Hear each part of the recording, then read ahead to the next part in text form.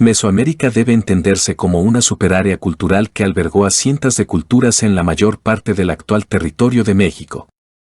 Este concepto surgió en 1943 de la mano del antropólogo y etnólogo estadounidense Paul Kirchhoff, y gracias a su texto en donde acuñó las bases de este término arraigado al estudio del México antiguo, es como varios antropólogos, etnólogos, arqueólogos e historiadores complementaron el conocimiento de aquellos pueblos y culturas que existieron y aún existen. Un iceberg es un tabloide que compila los acontecimientos, curiosidades, datos y teorías que giran en torno a un tema de interés, y desde hace un año, estoy trabajando en un proyecto de esta índole pero basado en el estudio del México antiguo o de Mesoamérica.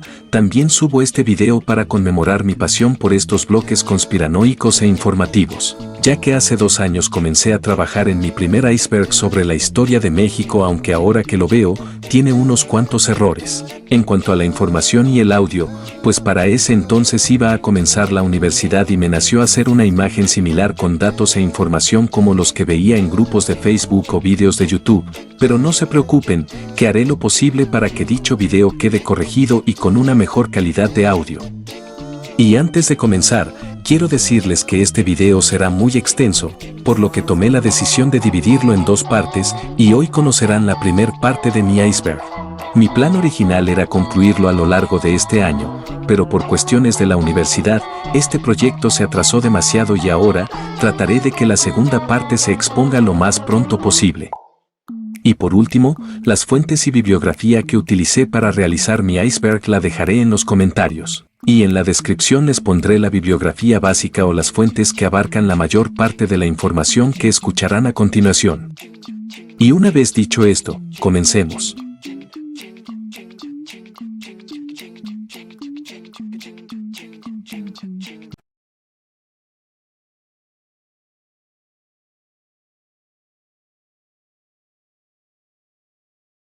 Comencemos con el poblamiento de América.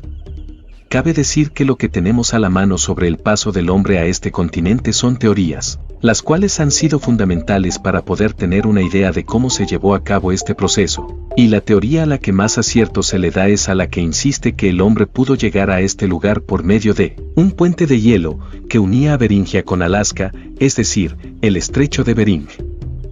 Y este pensamiento cobró aún más fuerza cuando el antropólogo checo Alex Jarodleka estudió materiales hechos con huesos y así, dedujo que el hombre americano no tenía una gran antigüedad en comparación a la del ser humano en el otro lado del mundo, además de estimar que las migraciones del hombre no eran anteriores en relación con el Neolítico, es decir, entre unos 8.000 a 10.000 años. Pero lo más intrigante es que para llegar a una idea que se intentara acercar a lo que ocurrió, se propusieron muchísimas teorías más, las cuales veremos más adelante.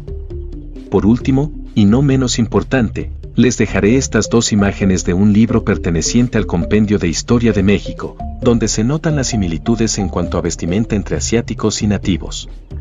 Así podrán sacar sus conclusiones.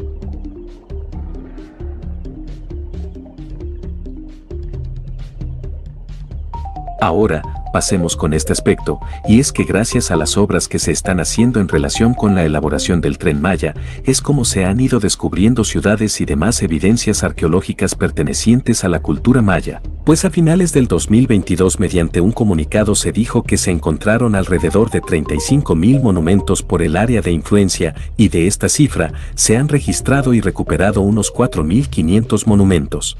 Y de los descubrimientos que más me impresionaron y que les quiero compartir son estos: la estela 18, la cual se cree que fue hallada in situ, es decir, en la posición que los mayas originarios la colocaron. En ella se ve lo que parece ser una mujer, trae sus senos al descubierto, tiene su mano izquierda extendida y en ella se ve a un quetzal, tiene un pectoral de perlas y en el lado norte se puede ver a un ser antropomorfo. Y posiblemente, esta deidad sea la diosa de la muerte, pues tiene ojos grandes y estos suelen estar relacionados con la muerte.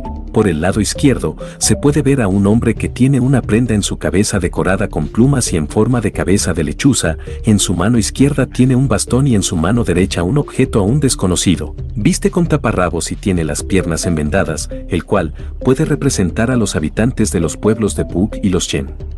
Esto es lo que informó el director del Instituto Nacional de Antropología e Historia, Diego Prieto. Otro de los descubrimientos que llamaron mi atención fue el de la vasija hallada en Oskimtok que contenía unos jeroglíficos, la cual pudo pertenecer a un miembro de la élite maya. Estos jeroglíficos fueron traducidos por el arqueólogo Ricardo Mateo Canel.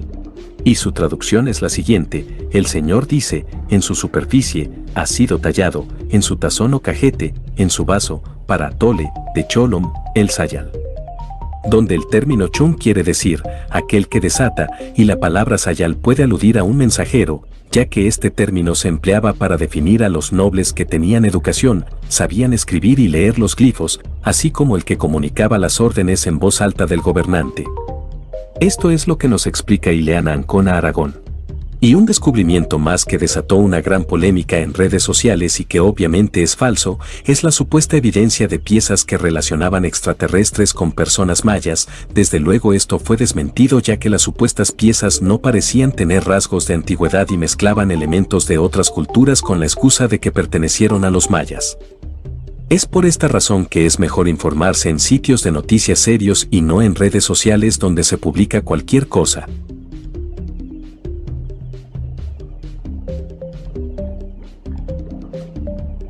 Ahora, hablemos sobre los límites territoriales que se le han dado a Mesoamérica, los cuales, si bien no eran definidos oficialmente por los habitantes de ese momento, es gracias a las investigaciones que se le ha dado un límite considerando las costumbres y tradiciones en común de estos pueblos y culturas que a su vez, fueron analizadas para determinar cuáles de estos rasgos se seguían practicando y cuáles ya no.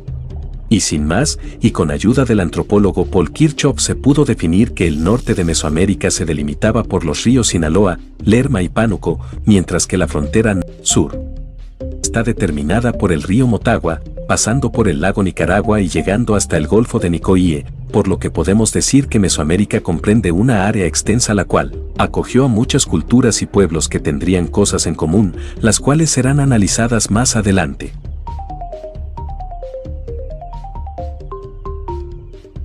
Ahora, hablemos sobre la actividad económica que más influyó en esta superárea, y esa fue la agricultura.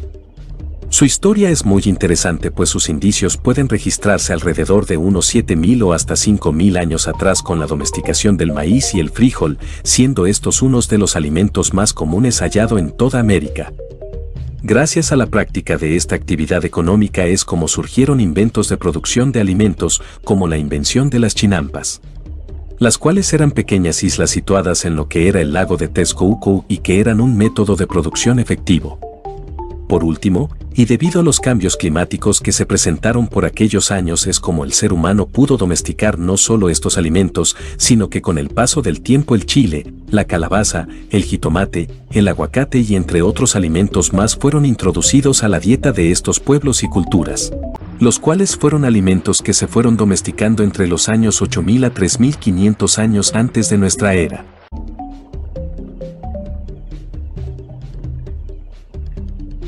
Ahora, es momento de mencionar la periodización de lo que conocemos como el México antiguo. Esta periodización tiene tres fases u horizontes y son el preclásico, clásico y posclásico. Estas fases fueron posibles gracias a la organización del ser humano y sus cambios en su estilo de vida, pasando de ser un nómada a ser sedentario, y de allí, la convivencia con aquellos que lo rodeaban. Y desde luego, la domesticación hizo aún más favorable la creación de culturas y pueblos que conformarían esta superárea. Ahora, mencionemos el periodo preclásico, el cual duró alrededor de unos 2500 a 200 años antes de Cristo y que a su vez, se divide en etapas que son el temprano, el medio y el tardío. El periodo temprano puede comprender los años 2500 a 1200 antes de Cristo. En esta etapa surgieron cambios como la generalización del sedentarismo y la aparición de la cerámica. A este periodo también se le conoce como el preclásico aldeano, ya que se estima que el 90% de la población vivía en aldeas. Las villas fueron otro tipo de asentamiento que marcó a este periodo, ya que estos fueron escenarios de gobiernos tribales o de jefaturas que regían en dicha comunidad. Ya por el 1200 aproximadamente, se comenzaron a crear los primeros canales de agua, terrazas y demás obras hidráulicas que mejorarían la agricultura. Y con esto, pasamos al preclásico medio. Esta etapa duró aproximadamente del 1200 al 400 a.C. Lo que caracterizó a esta etapa es, como lo mencioné antes, la práctica agrícola y su mejoramiento considerable por las técnicas que emplearon para así adquirir sus alimentos. Otro fenómeno que aparece es la diferenciación social que había, y esto se logra notar con las prácticas funerarias o con las representaciones artísticas del momento, las cuales delimitaron las culturas que hubieron durante todo el preclásico en general. Y como ejemplo, podemos comparar a la cultura olmeca, la cual es la cultura más influyente del preclásico, con la cultura establecida en Tlaxcala, específicamente en la que hoy es la zona arqueológica de Xochitecatl. Ahora, hablemos sobre una práctica que tuvieron en común, que es el sacrificio. Si bien esta práctica tenía una diferenciación en el sacrificado, en el caso de Xochitecatl era más evidente el sacrificio de niños para la fertilidad. Mientras que en el caso de los olmecas pudo ser distinto en cuanto a la cifra o tipo de personas que podían sacrificar y la intención con las que les arrebataban la vida.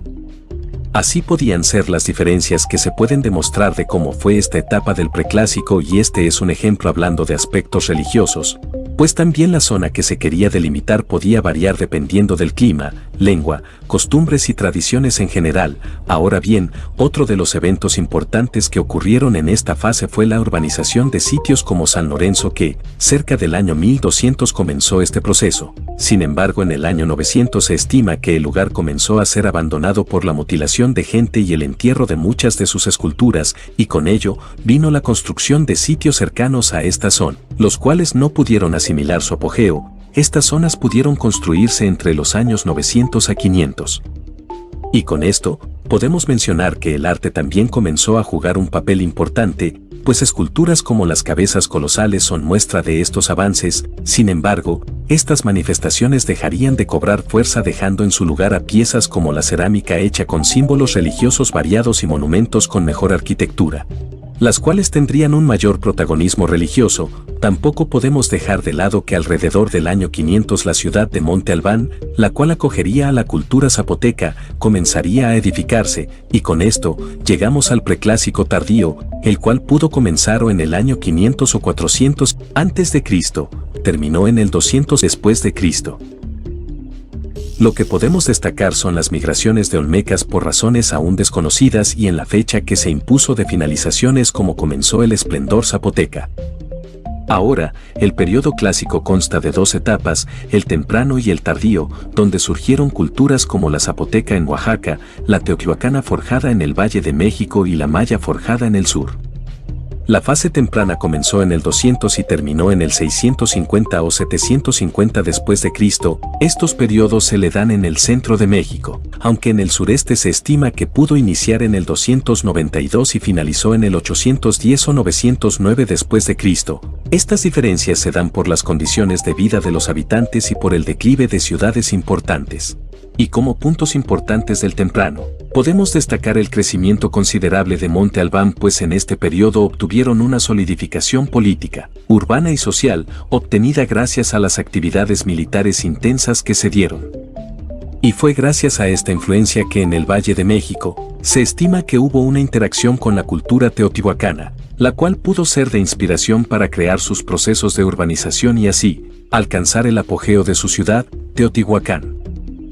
Y ya que mencionamos a Teotihuacán, esta cultura de la que no conocemos su lengua ni mucho menos el nombre original de su ciudad, se estima que de igual forma, comenzó sus asentamientos en el preclásico tardío. Sin embargo, su población comenzó a tener unos 40.000 habitantes alrededor del 200 a 100 a.C., siendo esta una de sus características más importantes, así como el manejo de la obsidiana, la cual fue la industria más reconocida por esta ciudad.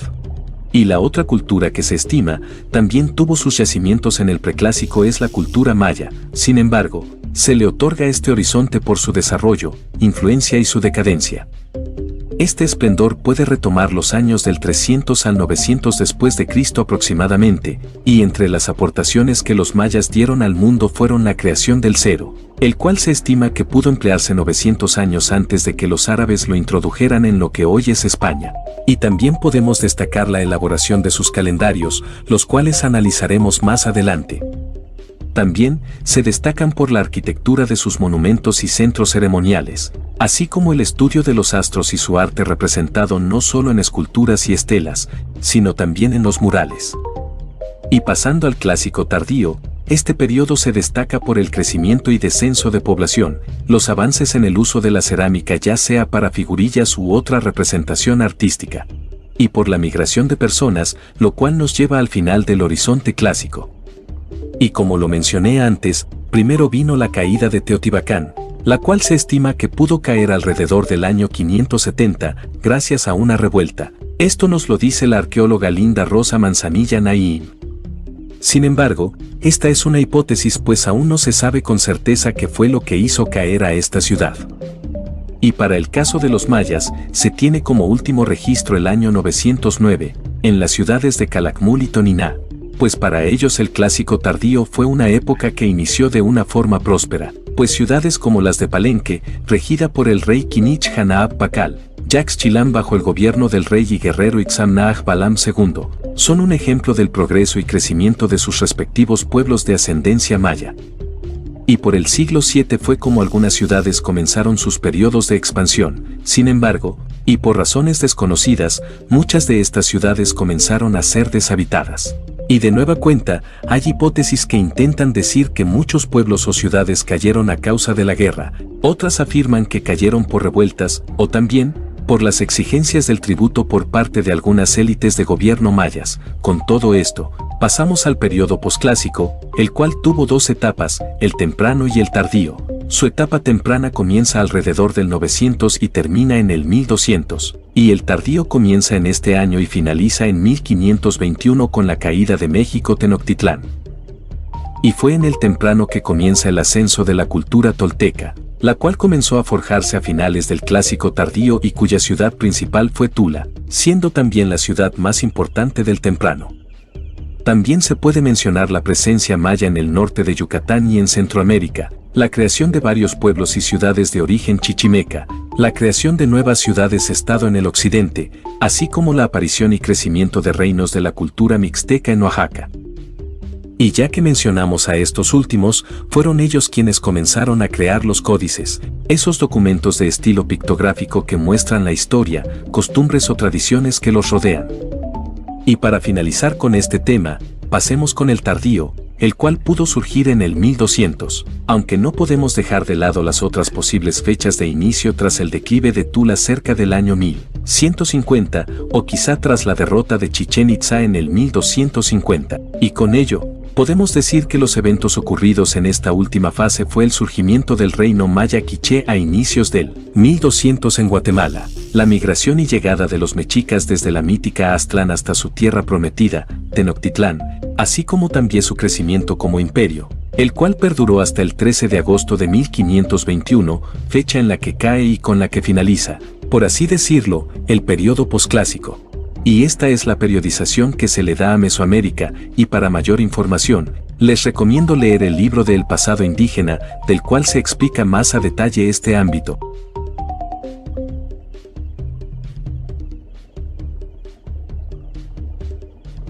Ahora, pasemos con la domesticación del maíz, que como lo mencioné anteriormente, pudo darse cerca del 7000 a 5000 a.C. Sin embargo, su evolución es verdaderamente sorprendente pues gracias a los restos arqueológicos es como se ha intentado dar una respuesta a su origen y consumo. Pese a que aún se desconoce el lugar donde comenzó a cultivarse, se estima que el maíz es el ancestro del teocintle, una planta que guarda mucho parecido con este alimento. Esta hipótesis fue acuñada en 1960 tras la finalización de la investigación del antropólogo estadounidense Richard McNash en las cuevas de Coscatlán y Tezcal, ubicadas en el Valle de Tehuacán, Puebla, donde halló los especímenes más antiguos del teocintle y donde se notaron sus parecidos.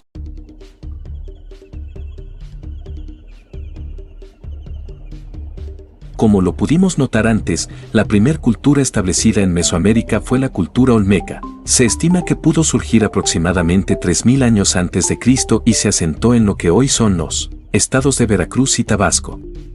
Esta cultura, como notamos anteriormente, obtuvo su mayor esplendor a finales de preclásico temprano y principios del mediano. Sin embargo, no se sabe con certeza cómo se llamaban originalmente ni cuál era su lengua.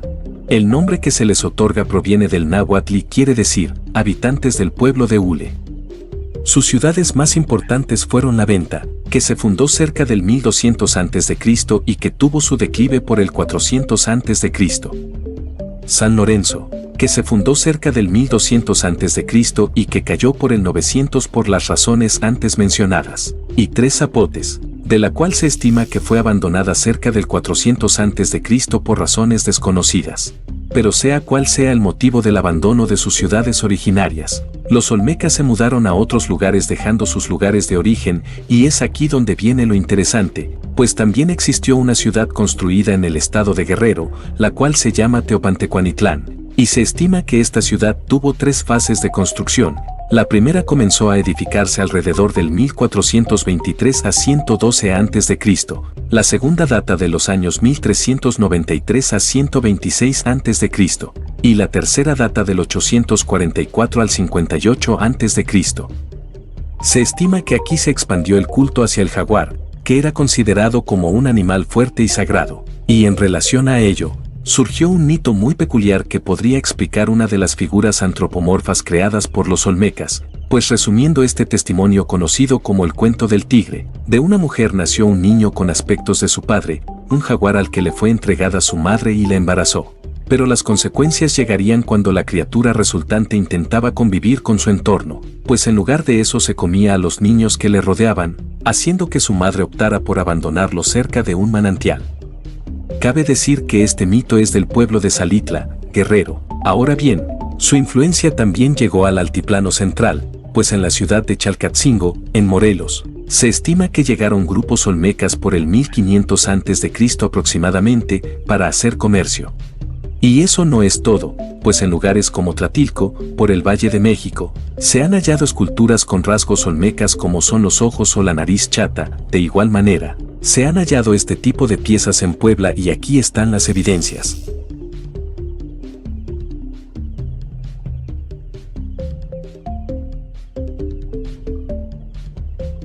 Ahora, pasemos con una de las prácticas más notorias de Mesoamérica, y ese es el juego de pelota, el cual fue un deporte que probablemente comenzó a ser practicado por los olmecas, aunque su práctica fue más evidente en culturas como la maya, la tolteca, zapoteca, mixteca, mexica, entre otras más.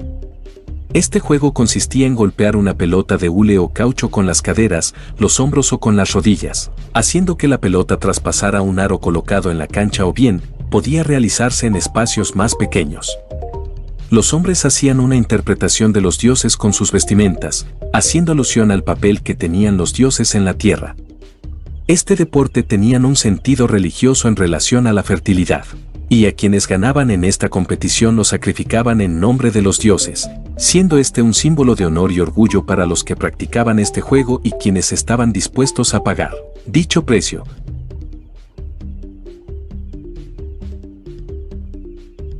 Bien, pasemos con otro de los materiales más utilizados en Mesoamérica y esa fue la obsidiana. Como lo mencioné antes, esta materia prima comenzó a ser manejada por los teotihuacanos pues en el altiplano central había mucha evidencia de este material surgido por erupciones volcánicas. Y los lugares donde predominaron las obsidianas fueron las siguientes. La obsidiana gris fue hallada en el Cerro Olivares, cerca de Otumba.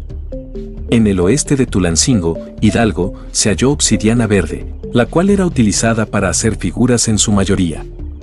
Pero sería en la Sierra Navajas, por Pachuca, Hidalgo, que se hallaría una gran cantidad de obsidiana. De estos sitios pudo obtenerse la obsidiana con la que harían sus lanzas, cuchillos, figuras, entre otros objetos más.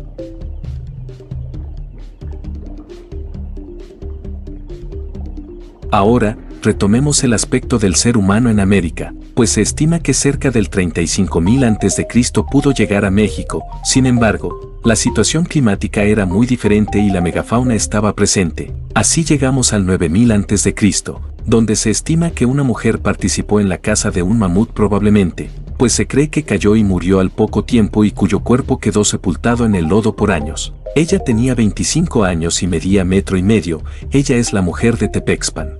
Sus restos fueron descubiertos en 1947 y por un tiempo se creyó que era hombre, pero gracias a estudios recientes se supo que en realidad era una mujer. Sin embargo, Hay otro resto que es un poco más antiguo que el de la mujer, y este es el hombre de Chimalhuacán, el cual data de hace 10.500 años atrás. Este resto fue encontrado en 1984 y se cree que el hombre tenía 35 años aproximadamente, y es gracias a estos restos que podemos entender la perduración del hombre en el territorio americano. Además de que fueron algunos de los pilares importantes para entender cómo era la vida cazadora-recolectora y los riesgos que se presentaban en estos tiempos.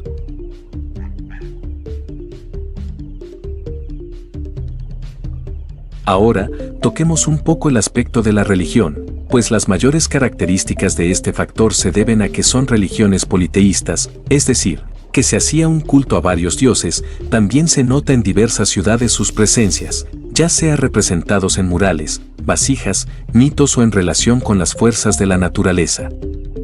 De igual forma, el sacrificio de hombres, mujeres o niños a alguna deidad que lo pidiera es otro aspecto a destacar. Y el aspecto que me resulta interesante, la cosmovisión que se les daba a estos dioses desde varias perspectivas, pues solían estar vinculados con hechos o sucesos de la vida cotidiana como en los calendarios. La dualidad de un dios masculino y su contraparte femenina, sus días festivos y sus apariciones en diversos mitos donde sus papeles fueran los mismos. Veamos unos ejemplos. En la dualidad masculina y femenina con los dioses podemos mencionar a Tlaloc, dios del agua, con Chalchihuitlicue, pues este elemento es el que los relaciona. Otros dioses con esta similitud son Mictlantecutli, el dios del muerte de los mexicas, con Mictecacihuatl, quienes eran además los dueños del inframundo. Ahora bien, muchos de los dioses que se representan en Mesoamérica en general son Tlaloc, quien tiene culto en las culturas mexica y tolteca, y el que más influencia tuvo fue Quetzalcóatl, teniendo culto entre los mayas bajo el nombre de Cuculcán, y más tarde, en el pueblo maya quiché, siendo relacionado con Gucumatz. Además de tener presencia en la cultura teotihuacana, en la cultura tolteca donde se dice, llegó a ser gobernante de dicha ciudad, y la cultura mexica, quien se decía que regresaría de su exilio. Otros dioses que se llegan a adorar son Ahuehueteotl, dios del fuego. Su culto se da con los teotihuacanos y mexicas, y el jaguar con los olmecas, mayas y mexicas.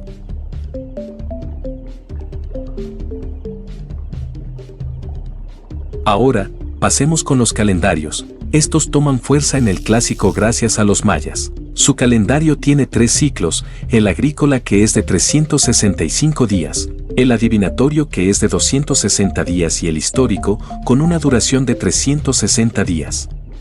Los días se conocían como caíns, los huinales equivalían a 20 días, los tunes a 360 días, los cátuns a 7.200 días y los bactunes 144.000 días. Así era la forma en la que se medían los años y días, incluyendo anotaciones de eventos astronómicos e históricos. Pero en el caso de los mexicas, se estima que su calendario se dividía en 3 años y son los siguientes: el año solar de 365 días que consistía en 18 meses de 20 días y un mes de 5 días. Y este modelo le servía para llevar a cabo sus fiestas religiosas más importantes y sus actividades estacionales. Y el año lunar era de 354 días, este era adivinatorio y a su vez, tenía 2 ciclos pequeños, uno de 13 días y otro de 20 días, así como un periodo de 9 días destinados al rigor lunar y venusino. Y por último, el llamado año mesoamericano, el cual equivalía a 52 años de 365 días o darle 73 vueltas al calendario del año lunar, dando un equivalente aproximado a un siglo.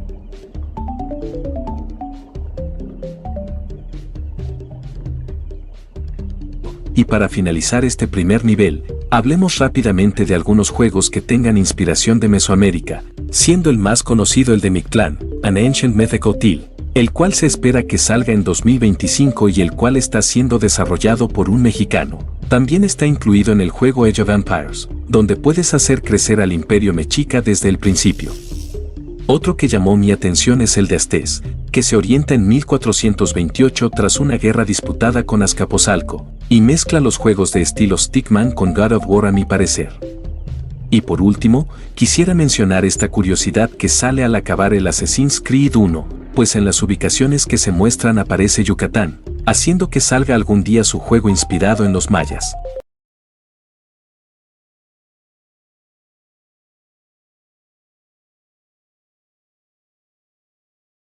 Un punto que olvidé colocar en el iceberg y que debí comentar antes es la división de Mesoamérica, pues esta división consiste en 6 áreas y son las siguientes: el occidente. Este comprende los actuales estados de Nayarit, gran parte de Jalisco, algunas zonas de Sinaloa, Michoacán, Colima y Guerrero.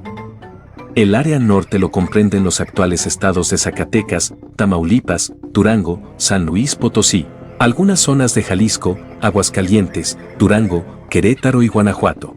Pasando con el área del centro, se comprende que son los actuales estados del Estado de México, Ciudad de México, Hidalgo, Tlaxcala, Puebla y Morelos. La siguiente área es denominada como Oaxaca, la cual está conformada por el estado actual de Oaxaca, aunque también se le puede atribuir a algunas zonas de Veracruz, Puebla y Guerrero. La siguiente área se le conoce como el Golfo y está conformada por los actuales estados de Veracruz, Tamaulipas, Tabasco y unas partes de San Luis Potosí, Hidalgo y Puebla. Y por último, tenemos el área del sur, la cual abarca los actuales estados de Chiapas, Campeche, Quintana Roo, Yucatán, una parte de Tabasco y llegando hasta países de Centroamérica como lo son Guatemala, Honduras, El Salvador, Belice y Nicaragua.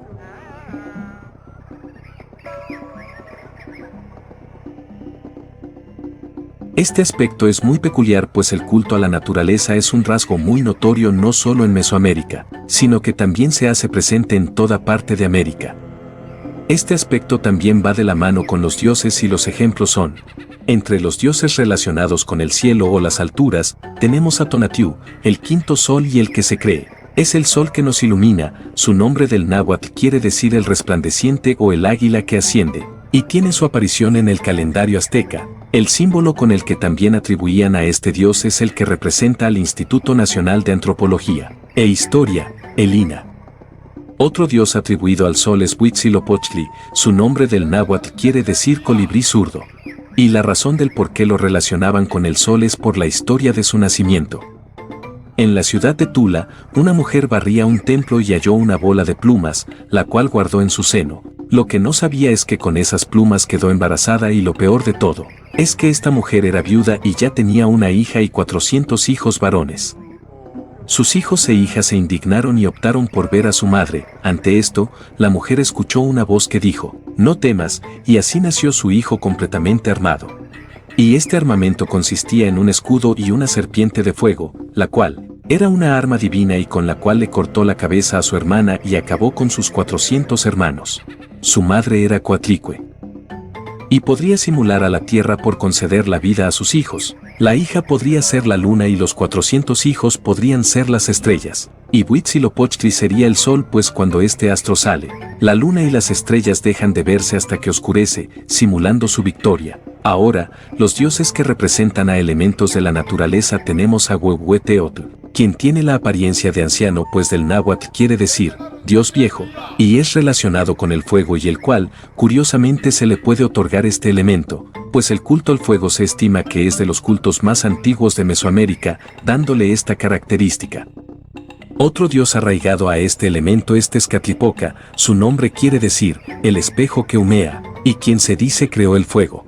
Aunque la leyenda de la creación de este elemento tiene muchas variantes, pues repito, su culto es muy antiguo, por lo que hay muchos mitos, leyendas e historias variadas. Del elemento del agua tenemos a Tlaloc, que su nombre del náhuatl quiere decir el que hace brotar. Se le relaciona con la lluvia y el trueno, el granizo, las inundaciones y la sequía, razón por la que su culto debía ser cuidadoso para que no ocurriera algún desastre natural causado por el agua. Y su contraparte femenina es Chalchihuitlicue, que su nombre quiere decir la de la falda de jade.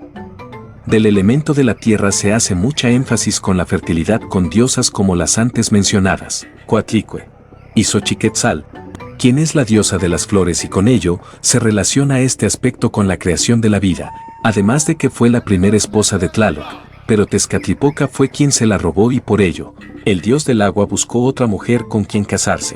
Pero volviendo al tema, también podemos mencionar a la diosa Mayahuel, la cual estaba relacionada con el maguey y a quien representaban con muchos senos para complacer a sus hijos con su alimento. En este caso, podría atribuirse al pulque, al aguamiel o alguna otra bebida embriagante hecha a partir de esta planta. De igual forma, Tenemos a dioses como Zonzenteotl, quien era el dios atribuido al maíz, y a Xochipilli o el príncipe de las flores. Y a este dios también se le vincula con el calor del sol, con los puntos cardinales, y con el florecimiento de la naturaleza. Y son por estas razones por las que los mesoamericanos cuidaban a la naturaleza y agradecían por lo que podían obtener, pues este fue el resultado de sus creencias.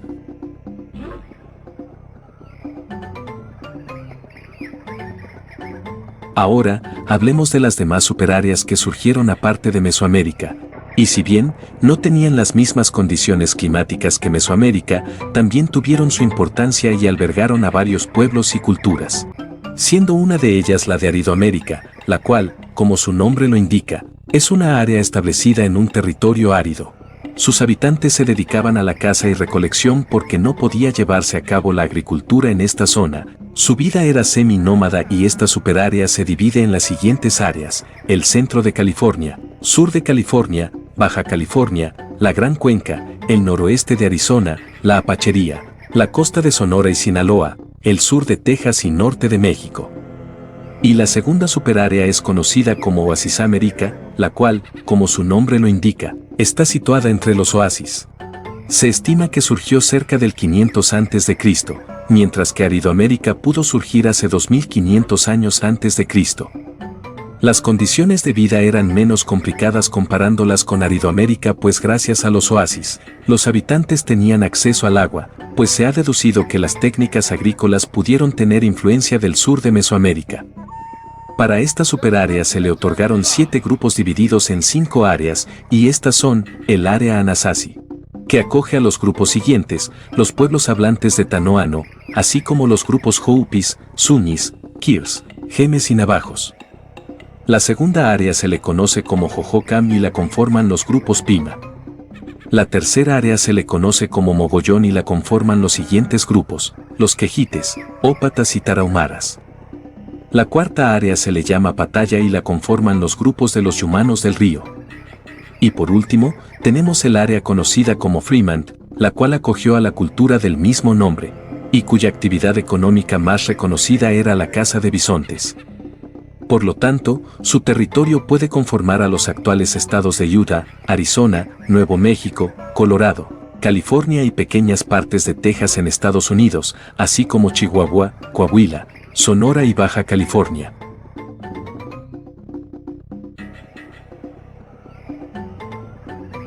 Ahora, hablemos sobre uno de los reyes mejor conocidos de la cultura maya. Su gobierno tiene origen en lo que hoy es Palenque, Chiapas. Él fue Kinich Hanaab Pakal, quien se cree que nació el 23 de marzo del 603 después de Cristo. Sus padres fueron Kambalum y Isaac Cook. Fue miembro de la alta nobleza de esta ciudad gracias a que su madre era la heredera al trono. Sin embargo, este puesto solo lo podía ocupar un hombre, y sería en el 615 cuando Pakal fue rey con el apoyo de su madre.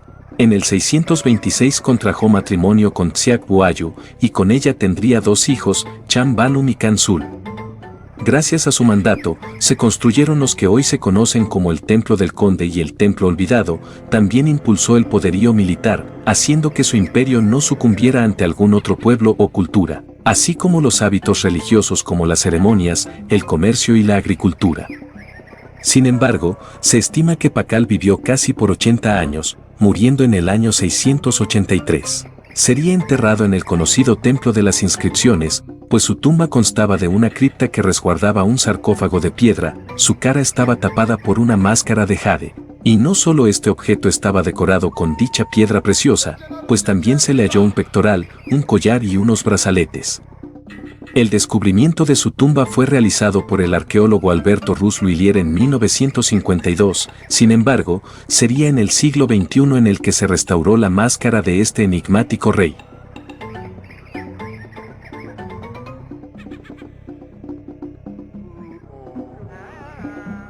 Ahora, hablemos sobre la cerámica en Mesoamérica, la cual se estima que pudo aparecer por los yacimientos de Mesoamérica, pues las pruebas más antiguas que se conocen fueron halladas en Puerto Marqués, en el actual estado de Guerrero, Tehuacán, en el estado de Puebla y en Tlapacoya, en el estado de México.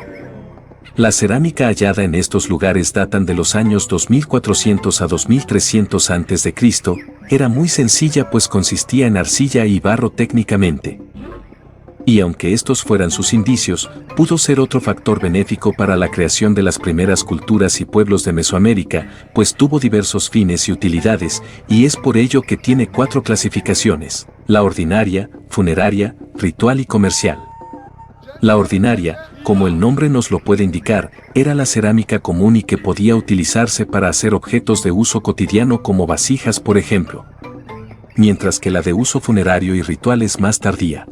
Y por lo general, las figurillas o los diseños de alguna vasija u otro objeto de esta índole tenían una mejor elaboración y diseño a diferencia de las ordinarias.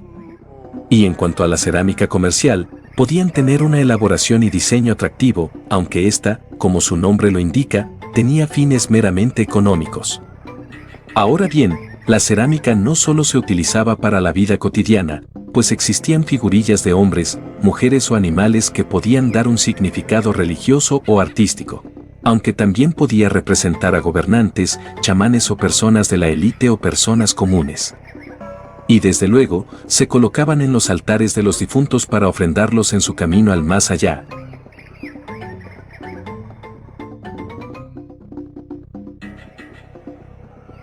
Muy bien, hablemos sobre una teoría que tiene revuelo hasta el día de hoy, y es la posible influencia que pudo tener la cultura zapoteca con la cultura teotihuacana, y si bien no existe algún documento o fuente que justifique esta relación, esta puede observarse comparando sus ciudades principales.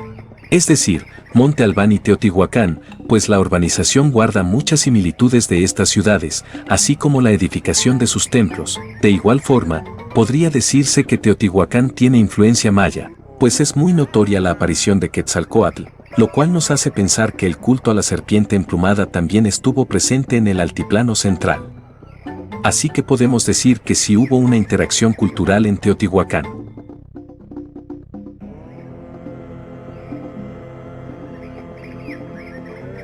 Muy bien, en este aspecto hablaremos resumidamente de algunas culturas que se acentuaron en Mesoamérica y de las que poco se hablan, como son las culturas del norte y occidente.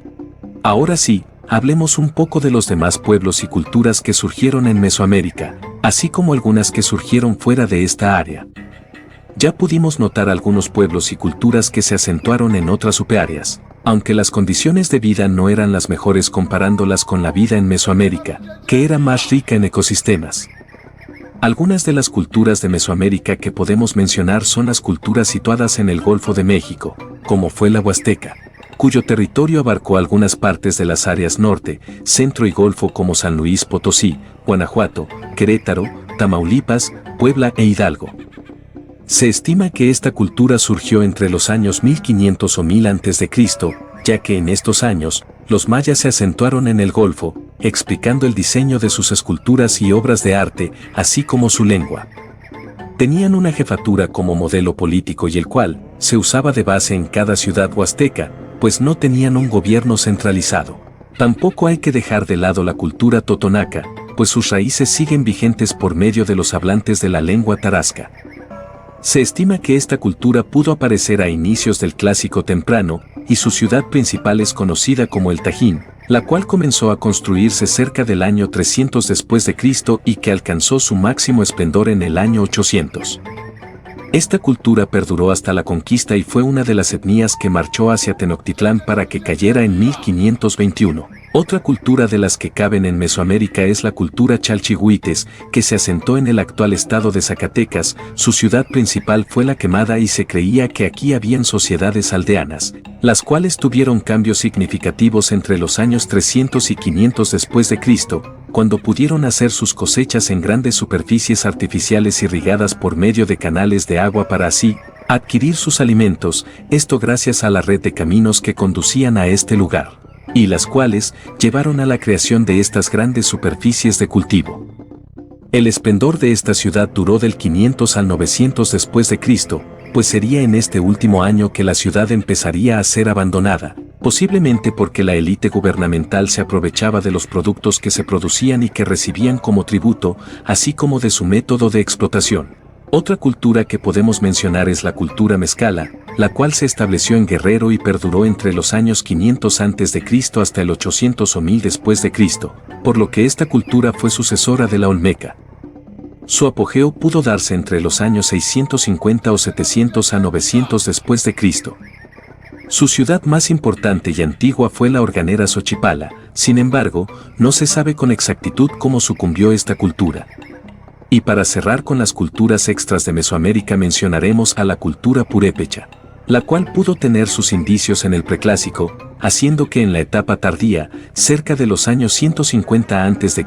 a 350 después de Cristo, el pueblo purépecha ya fuera una cultura más avanzada, con un modelo político y con una mejor sofisticación social del resto de esta superárea. Sin duda, muchos reconocemos a esta cultura por su inmensa rivalidad con los mexicas durante el periodo posclásico y su ciudad más importante fue Tzintzuntzán, la cual fue reconocida como ciudad en 1593. Y pasando con las culturas de fuera de Mesoamérica, tenemos a los apaches, quienes estuvieron presentes en las partes de Sonora, Chihuahua, Coahuila, Tamaulipas y Nuevo León.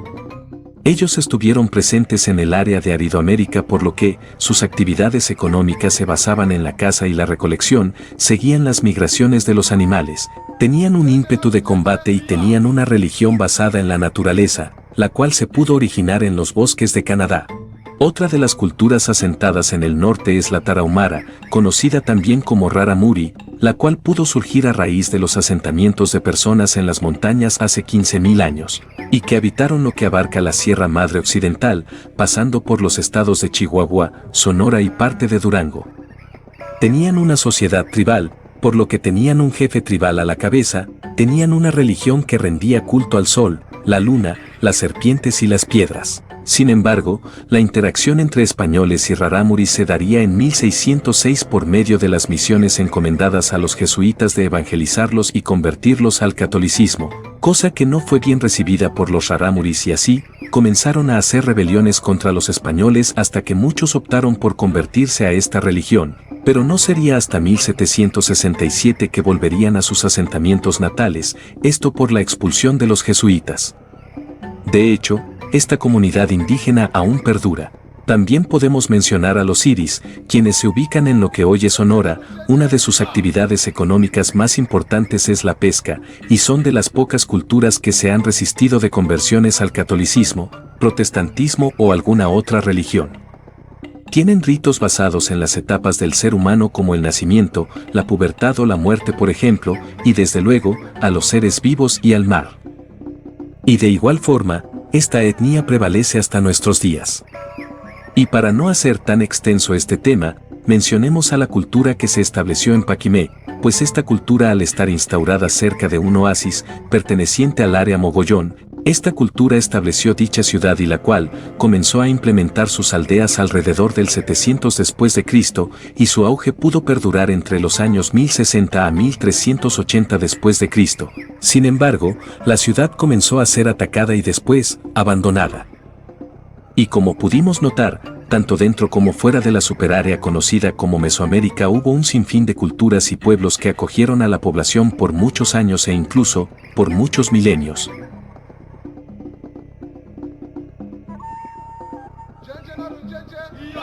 Y ahora, volvamos al ámbito de los mitos, pues hay dos relatos que tratan de explicar la creación del ser humano y que quisiera compartirles. El primero se encuentra en el Popol Vuh, el cual es un relato proveniente del pueblo maya quiché.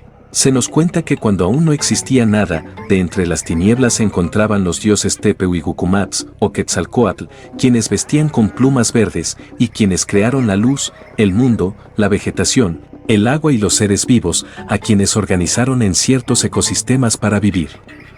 Después, les dieron voz a los animales pero solamente podían gruñir, gritar, silbar o hacer algún otro ruido que no fueran palabras, y desde luego, los dioses se molestaron y los sacrificarían. Como sentencia, así como también, sus carnes serían devoradas, esto ocurrido durante la primera era del mundo. Después, optarían por crear a un ser que los pudiera obedecer y les rindiera culto, y procederían a hacer sus creaciones por medio del lodo, pero lamentablemente, el ser que hicieron a base de este material solo se deshacía y no cobraba la fuerza necesaria para vivir. Esto ocurrió en la segunda era del mundo.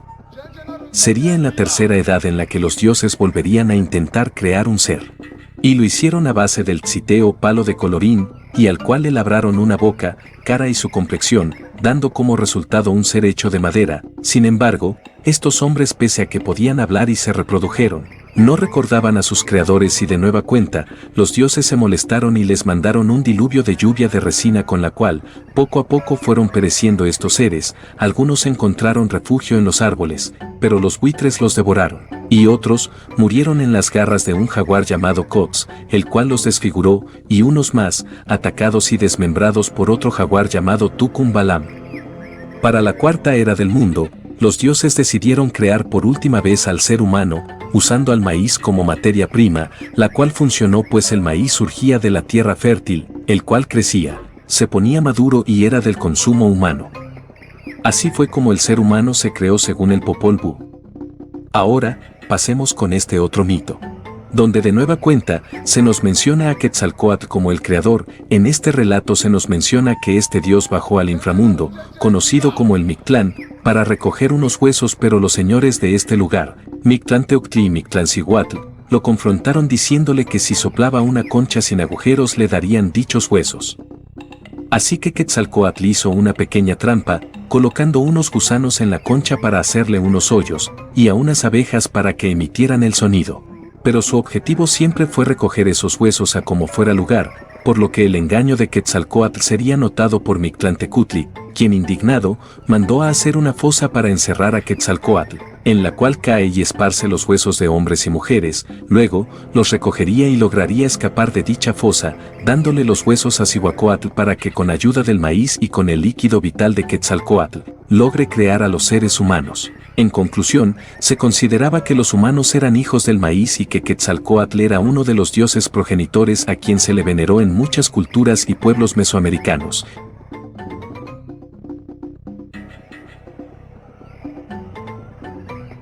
Y ya que seguimos hablando de Quetzalcóatl, hablemos sobre la ciudad de Tula, pues se creía que esta ciudad fue muy importante para este dios, cuyo nombre completo era Ceacatltopiltzin Quetzalcóatl, que quiere decir, nuestro señor venerable serpiente emplumada.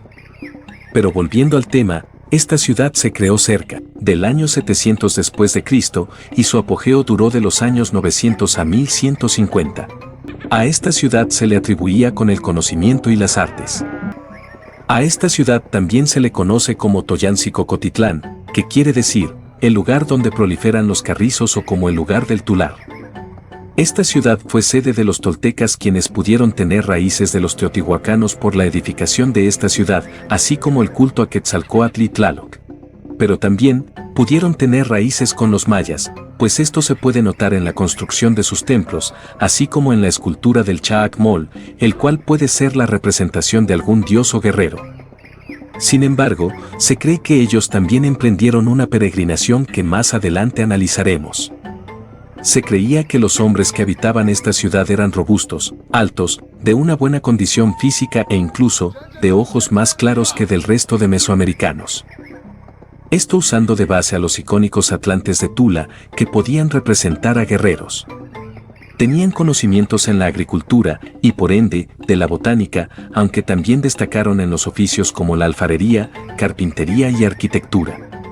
Otra historia que surge en este lugar es el gobierno de Quetzalcóatl, quien nació de una virgen llamada Chimalma y cuyo padre fue el rey dios Mixtocóatl, quien era rey de Tula. Sin embargo, su madre se avergonzó de tener a su hijo sin antes casarse y optó por abandonarlo en un río, dentro de una cesta. Por suerte unos sabios ancianos lo encontraron y lo cuidaron hasta que creció y regresó a Toyán, donde pronto reclamaría el trono de esta ciudad. Se creía que era un hombre rubio, alto, de tez clara y barbado. Ya en el trono, instruyó leyes, un calendario, era justo, culto, sabio, y quien odiaba los vicios y pecados. Sin embargo, Tezcatlipoca un día se hizo pasar por un anciano e hizo que Quetzalcóatl se embriagara ofreciéndole pulque, diciéndole que era una medicina para curar su enfermedad, haciendo que Quetzalcóatl perdiera el control y cayera en el vicio de la embriaguez. Y una vez que Quetzalcóatl recobró el conocimiento, se sintió indignado y se fue, prometiendo regresar algún día. Sin embargo, la cultura tolteca perdía poder en el siglo XI hasta que la ciudad cayó ante el yugo de los chichimecas, un grupo de cazadores-recolectores especializados que tendrían su protagonismo en el posclásico, esto cerca del año 1150.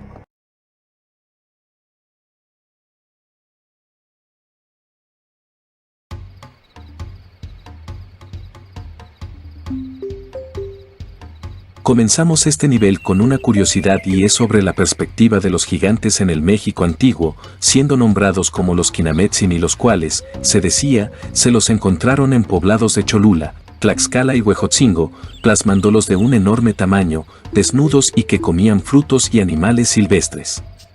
Podría decirse que estos avistamientos pudieron datar cerca del año 107 después de Cristo, según los testimonios de los olmecas y calancas o habitantes del sur de Veracruz y Tabasco durante el periodo de transición del clásico tardío al posclásico. Esto nos lo indica el historiador Mariano Beita. Tiempo después, estos habitantes decidieron tenderles una trampa para poder aniquilarlos, siendo esta trampa preparar una ceremonia en la que debían embriagar a estos gigantes para después matarlos. Sin embargo, esto solo cuenta como un mito porque aún no se han hallado restos óseos de estos supuestos gigantes. Pero la visión de los conquistadores y frailes fue otra. Tal fue el caso de Fray Bernardino de Sahagún, quien quedó impactado por la arquitectura de Teotihuacán y Cholula y que creyó que estas obras fueron hechas por gigantes, y aunque tiempo después se encontrarían huesos de seres de enorme tamaño, pronto se sabría que no eran de gigantes sino de otras especies. Probablemente, estos seres podían representar a los otomíes por su complexión o bien, podría decirse que fueron sobrevivientes de la primera era del mundo, donde el sol era Tezcatlipoca. Pero este mito lo abarcaremos más adelante.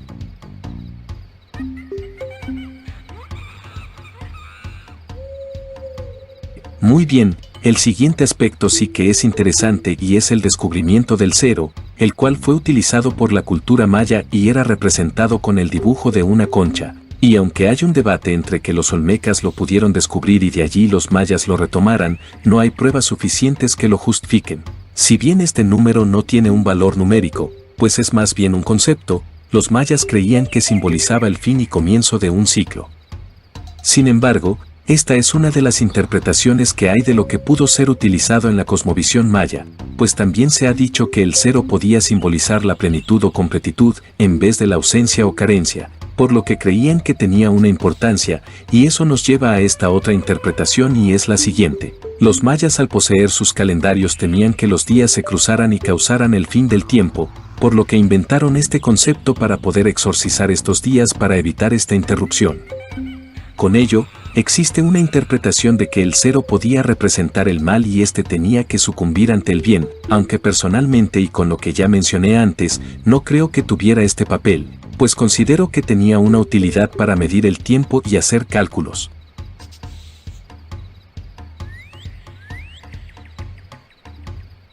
Y ya que tocamos este aspecto, pasemos con este que olvidé colocarlo en el iceberg y es la numeración. Cabe decir que en Mesoamérica, el sistema de conteo era vigesimal, y en el caso de los mayas, además del cero, representaban los números con barras, puntos y en algunos casos, con dibujos de cabezas de dioses. Los puntos equivalían a una unidad y su límite era de 4, pues el 5 era representado como una barra, y para continuar con el conteo, el 6 se colocaba con una barra y un punto, y como el límite de puntos es 4, el 10 se representaba con 2 barras, y así hasta llegar al número 19, pues al llegar al 20 se ponía un punto y una concha, y para continuar el conteo, desde ese momento cambia el orden de los puntos y barras y por ello, su valor, pero los símbolos son los mismos. Y para representar el 21, el punto de arriba se multiplicaba por 20 y el punto de abajo representaba su única unidad, y si se quería llegar a un número mayor que 400, el número de arriba multiplicaba su valor por esta cantidad y así sucesivamente, tomando en cuenta al 20 como referente para multiplicarse a sí mismo de acuerdo con los números que se representen más abajo. Algo similar ocurrió con la numeración mexica, pues un punto representaba a una unidad y su límite era ponerlo 9 veces, pero al llegar al 10 se ponía un dibujo parecido a un rombo y el 20 era representado como una especie de bandera. Esta bandera podía partirse en 4, dando los valores de 5, 10, 15 y 20 respectivamente. Para representar el 80 se dibujaba un sol, para el 400 se dibujaba un símbolo que quería interpretar un árbol y para el 8000 se dibujaba un pato. Y si gustan saber más sobre la numeración mesoamericana les dejaré unos enlaces en la descripción.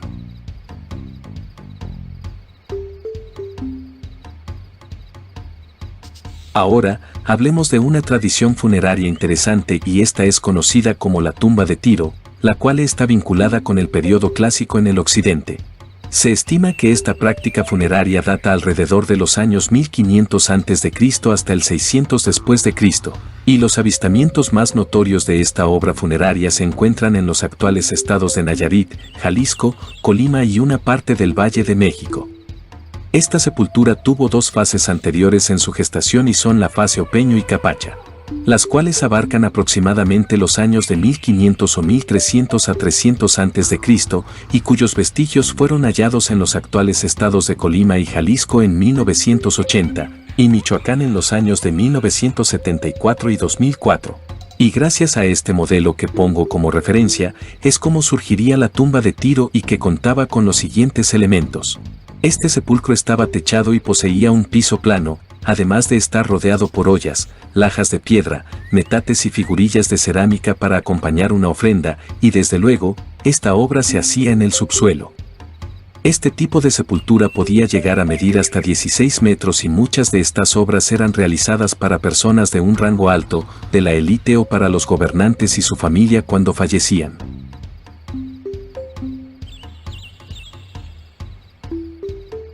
Si alguno de ustedes se ha preguntado si existe una etapa de transición entre el preclásico tardío y el clásico temprano, déjenme decirles que esta etapa es conocida como el protoclásico. Este término guarda un rasgo muy obvio con el término protohistoria, la cual es la etapa de transición empleada del paso de la prehistoria a la historia gracias a avances como la escritura, por ejemplo. Esta transición pudo comenzar cerca del 400 o del 100 a.C.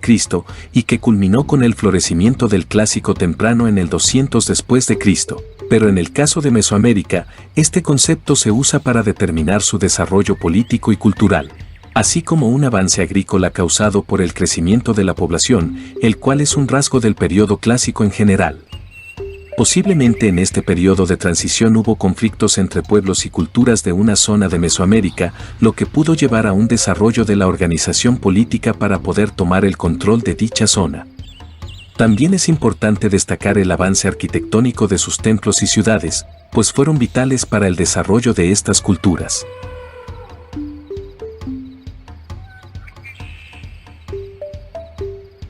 Ahora, hablemos de otro avance agrícola e hidráulico que fue desarrollado en Mesoamérica y esas son las chinampas, las cuales no son más que pequeñas islas flotantes en el agua en las cuales se podía cultivar y tener de otra manera sus cosechas.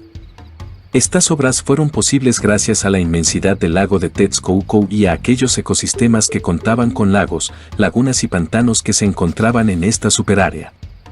Estas islas artificiales se hicieron, en gran medida, en la zona del centro. Sus medidas podían ser de 25 por 15 metros, estaban hechas con raíces y unas hileras de troncos conocidos como abuejotes, las cuales formaban la base de estas islas en las que se ponía lodo y tierra fértil, y al estar rodeada de agua, absorbía este líquido y mejoraba la calidad de la tierra y por lo tanto, de la cosecha. Hoy en día existen estas obras y se pueden ver en Xochimilco, aunque la calidad del agua es un factor negativo, pues está contaminada.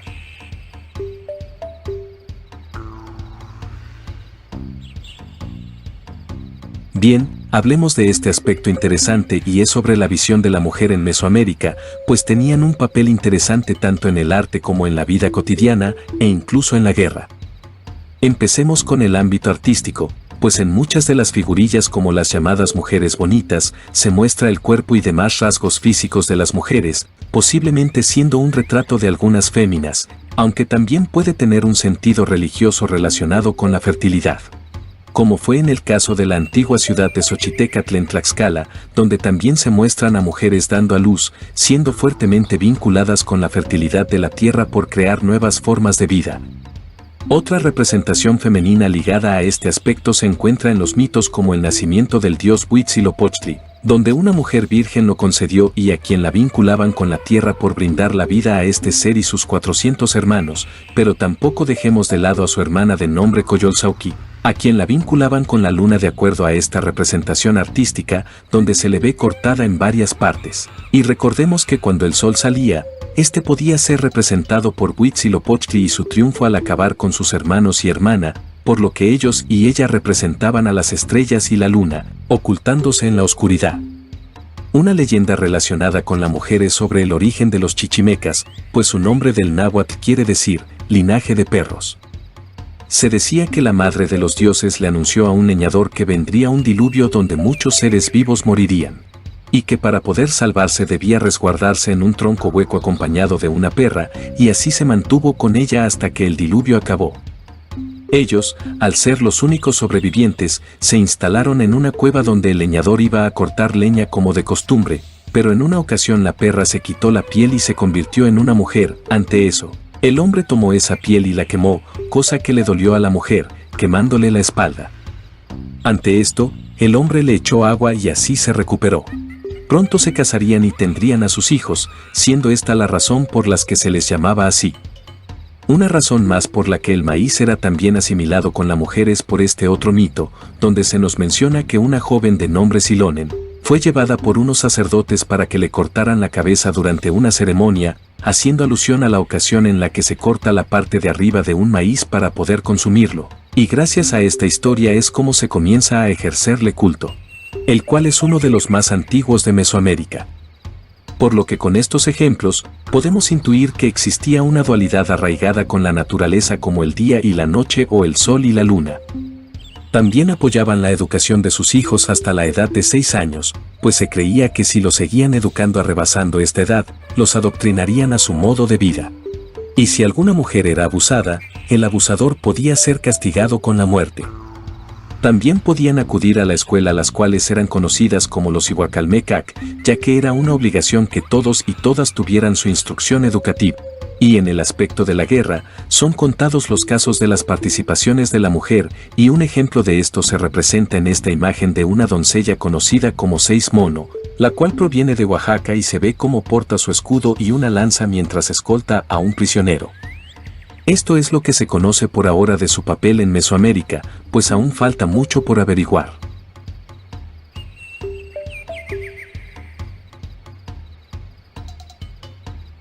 Abarquemos este punto de manera rápida, y es porque México está en contra del saqueo y la venta de piezas arqueológicas que son parte de su patrimonio, y desde luego, este es un delito por el que se puede pasar de 3 a 10 años de prisión y de 1000 a 3000 días de multa.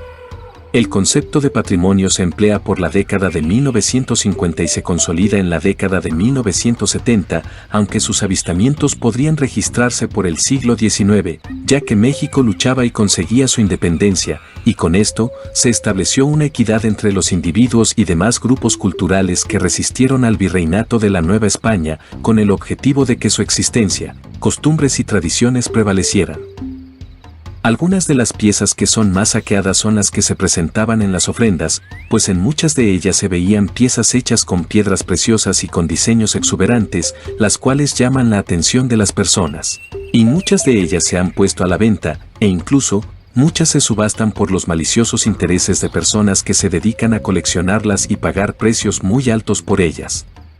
Por fortuna, se han devuelto alrededor de 11.505 piezas arqueológicas a lo largo de este sexenio, aunque hay unos cuantos problemas con la devolución de otras piezas por las que se llevan años intentando recuperarlas, haciéndose casi imposible que regresen a donde pertenecen, ya sea por su delicadeza y antigüedad, o porque de plano, los museos no quieren que se las lleven, pero sea cual sea la circunstancia, es patrimonio de la nación y deben estar presentes en donde pertenecen, y si tú, querido espectador o espectadora, has encontrado alguna pieza u objeto antiguo, o bien, has sido testigo de saqueos, robos o afectaciones a algún mueble o inmueble, puedes ponerte en comunicación con el INAH al número 55 56 16 11 41 y 55 56 16 75 03, o ponerte en comunicación con ellos al siguiente correo electrónico.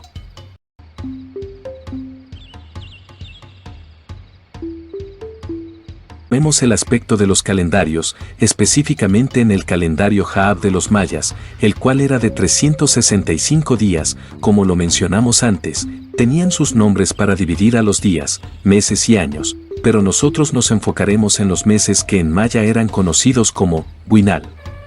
En este calendario habían 18 buinales, los cuales también indicaban las actividades que podían hacerse. Sin embargo, en el buinal conocido como Wayeb se les conocía como días sin nombre o días impredecibles. El Wayeb duraba 5 días en los cuales no se debía salir de casa o hacer alguna actividad.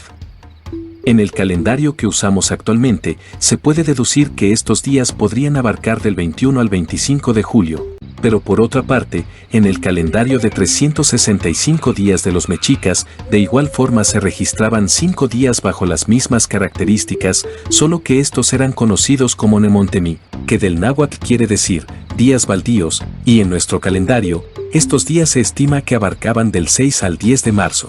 Y la razón por la que supuestamente eran días de mala suerte era porque estos días no concordaban con el máximo de días de un buinal, es decir, de 20 días. Además de que se tenía la idea de que quienes nacieran en estos días corromperían el plano terrenal y con la naturaleza. Pues esto es solo una hipótesis, pero hay otra hipótesis que plantea que estos días servían para reflexionar y agradecer por todo lo bueno que ocurrió en este año, para así abrir paso a un nuevo comienzo. En mi opinión, y tomando en cuenta su uso para la agricultura principalmente, puedo deducir que quizá estos días no brindaban buenas cosechas a los habitantes y por esta razón eran excluidos y mal señalados, pero repito, son solo hipótesis.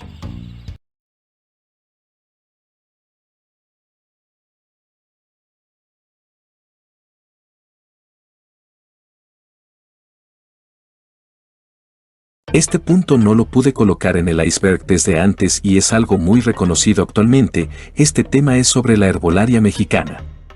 Comenzaremos diciendo que una fuente muy fundamental es el Códice de la Cruz Badiano. Si bien esta obra fue escrita en 1552 por el médico Nahuatl Martín de la Cruz, y traducido al latín por el indígena Juan Badiano, se muestran los nombres, usos y propiedades de las plantas que se tenían al alcance, expresadas de la misma forma que las ilustraciones de un códice.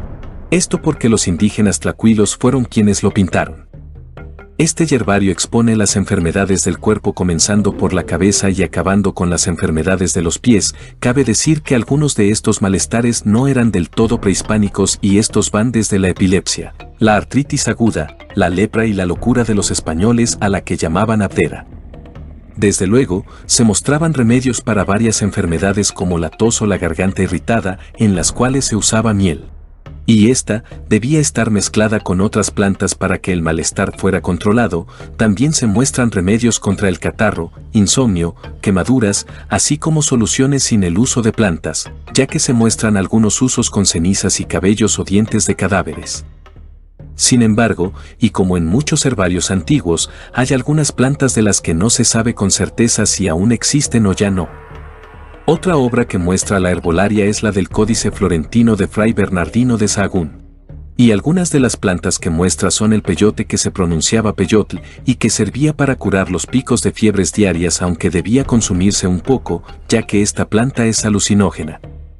Otra planta que se menciona es la flor de corazón o yoloso chitl, la cual servía para curar la calentura que se encontraba entre los 37 y 38 grados. Se menciona a la planta de nombre colorín que se conocía como tezompantli, la cual eliminaba los sacos de pus que se encontraran en las partes del cuerpo. Y esto tan solo es un poco de lo que se ilustra en estas obras.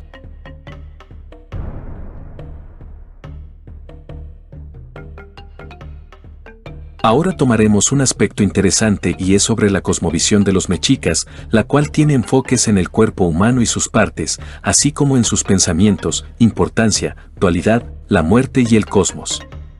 Pero antes de explicar estos elementos, hay que dejar en claro que el término cosmovisión, en este caso, es el conjunto de ideas y pensamientos relacionados entre sí, empleados para entender el entorno que los rodea. Y como podrán imaginarse, entenderla puede ser algo complicada, pues había una diversidad de culturas que tenían su propia cosmovisión, y esto provocaba un conflicto ideológico al compararla con las demás culturas de Mesoamérica, más aún cuando un grupo dominante se imponía sobre un grupo dominado. haciéndolo adoptar sus pensamientos, ideas y creencias y llevándolas a crear un nuevo complejo ideológico, como se muestra en este cuadro. Desde luego, no todo fue imposición forzada y hubo un intercambio cultural que pudo ser pacífico, llevándolo a aspectos religiosos arraigados al culto de los dioses, que podían ir desde ritos hasta ideas para construir los templos que los veneraran. Ahora bien, pasemos con el primer aspecto, el cual es sobre la dualidad, y como lo notamos anteriormente, tanto el hombre como la mujer y la naturaleza tenían una perspectiva importante, ya que explicaban la diversidad y equilibrio de todo lo existente, y siendo relacionados entre sí como fuerzas contrarias u opuestas. El ser era compuesto por un equilibrio el cual podía ser corrompido por fuerzas y o factores interiores y exteriores, los cuales podían provocar cambios en su persona.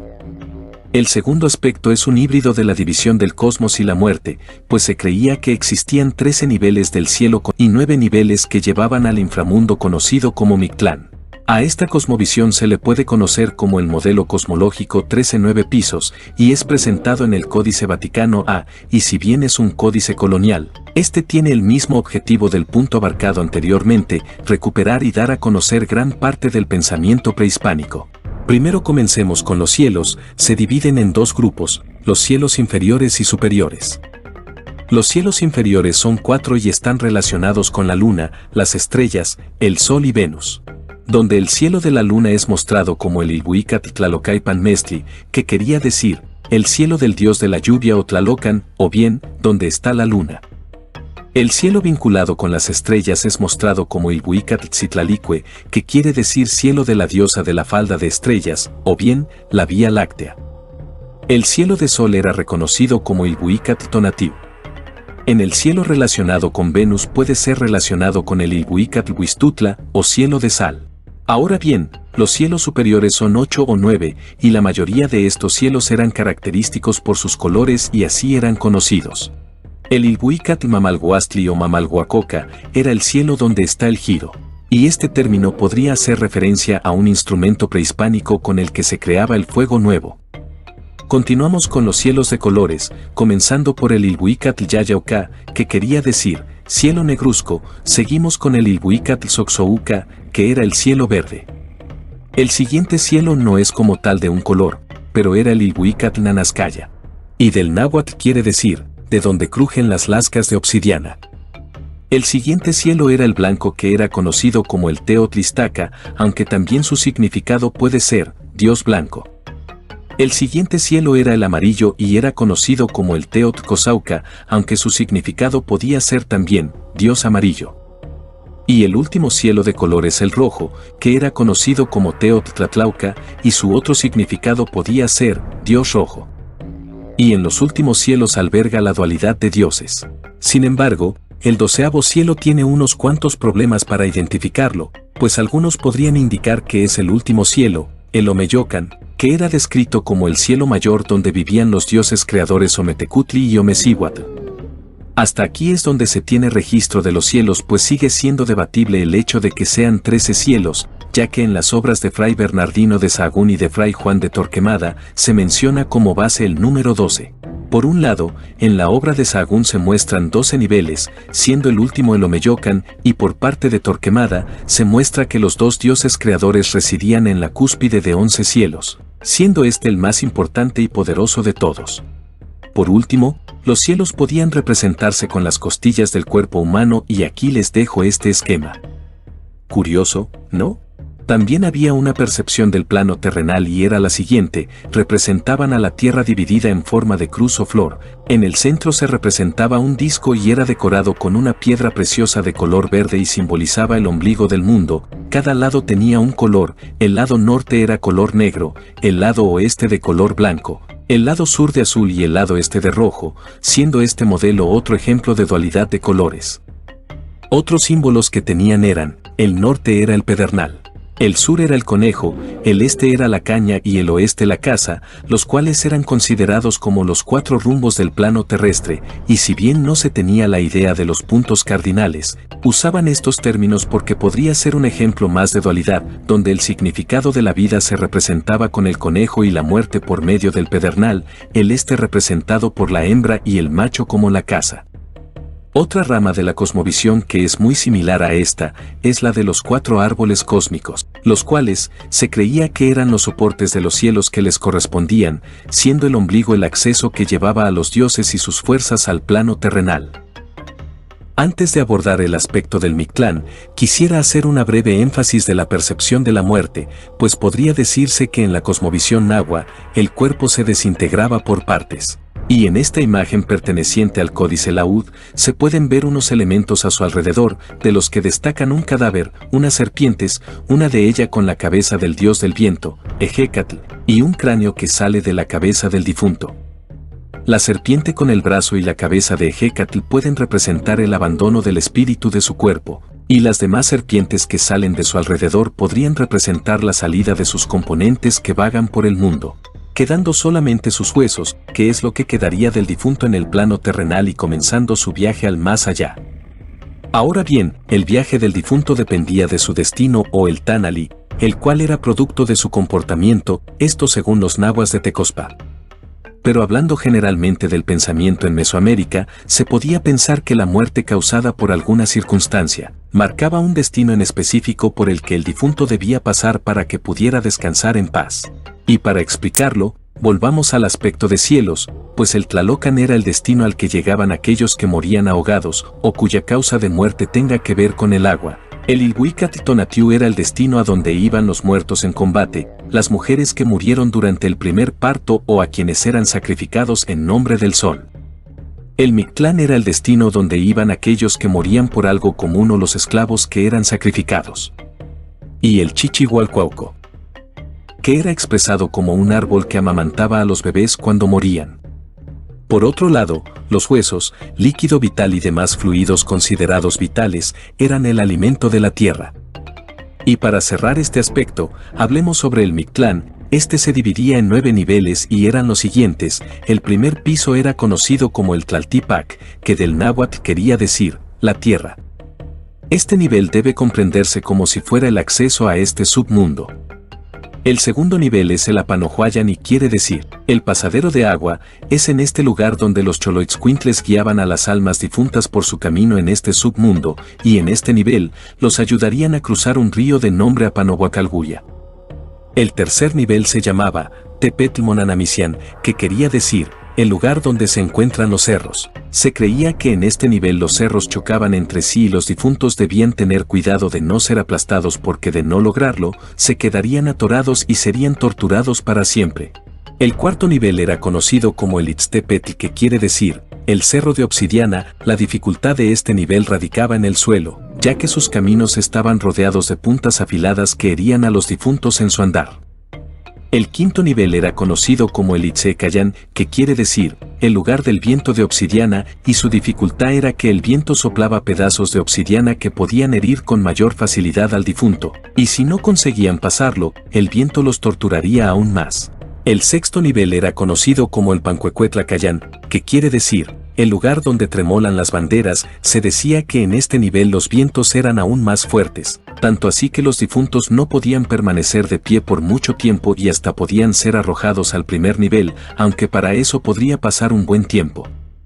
El séptimo nivel era conocido como el Temiminaloyan, y quiere decir, el lugar donde la gente es flechada.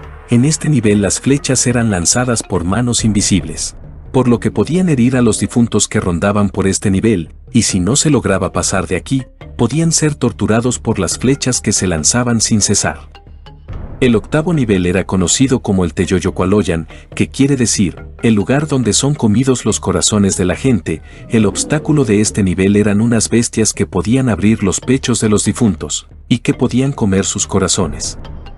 Y el último nivel es el Itzmictlán Apochcalocan, que significa, el lugar de obsidiana de los muertos o el lugar sin orificio para el humo, donde el obstáculo era cruzar sobre una neblina espesa, y se estima que en este punto los difuntos reflexionaban sobre sus actos de cuando estaban vivos y se redimían para estar limpios y llegar al Mictlán, y en su ingreso se encontrarían a los señores del inframundo, Mictlantecutli y Mictecacihuatl.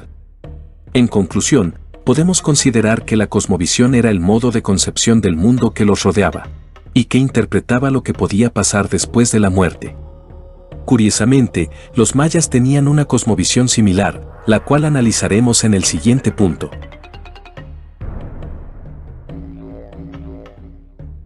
Para el caso de los mayas, es gracias a libros como el Chilam Balam que se tiene un conocimiento de su cosmovisión, astronomía, herbolaria y demás evidencias que esta cultura dejó, pese a que estos libros fueron escritos años después de las conquistas.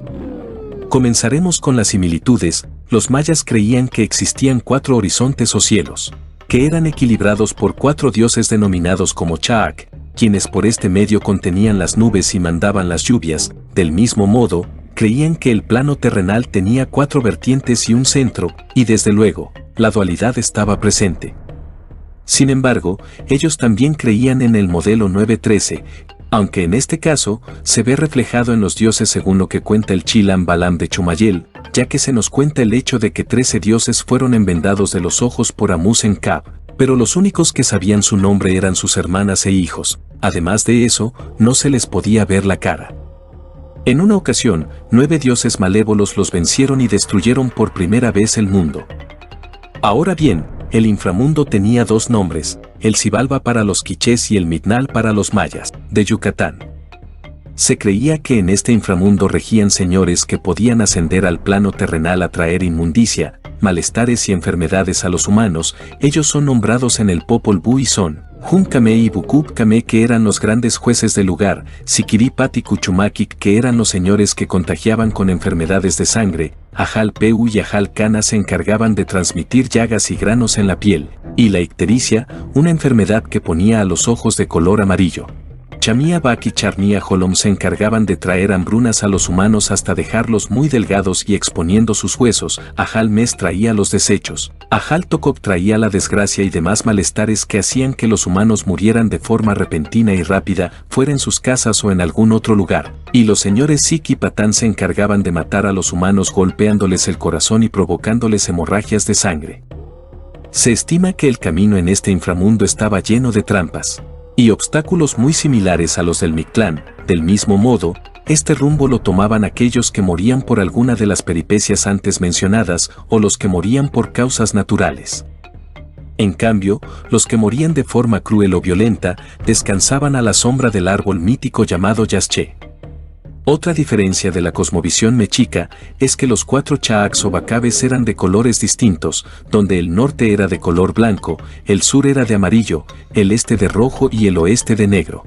Y estas son algunas de las similitudes y diferencias de estas cosmovisiones, y para más información, los invito a leer las obras de Alfredo López Osten sobre cosmovisión náhuatl, y de Laura Elena Sotelo Santos sobre cosmovisión maya. Les dejaré unos links de descarga en las citas que pondré en la descripción.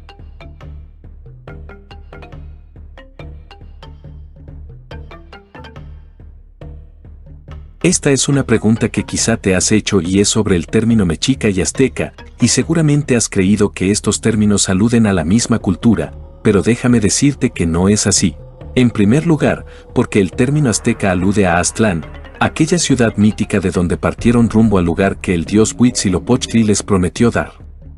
El punto donde se reunirían las tribus encargadas de llevar a cabo la peregrinación fue en el lugar de las 7 cuevas, o Chicomostoc. En segundo lugar, en el Códice Boturini se mencionan que fueron 8 tribus las que estuvieron presentes en la peregrinación y fueron las siguientes: Huejotzincas, Matlacincas, Chalcas, Xochimilcas, Malinalcas, Tlahuicas y Tepanecas. En tercer lugar, el dios Huitzilopochtli fue el encargado de renombrarlos como mexicas. Se estima que este acontecimiento se dio cerca del año 1116 o 1117 después de Cristo. Se dice que el nombre quiere decir los hijos de Mexi, que es el primer nombre del dios Huitzilopochtli, aunque también pudo derivar por el nombre del joven Mexichalchihuitlatonac, el segundo hijo del Tlatoani de Aztlán, Moctezuma. Así que ya saben, aztecas es igual a Aztlán, y mexicas es el término correcto para referirse al imperio establecido en 1325 con sede en Tenochtitlán.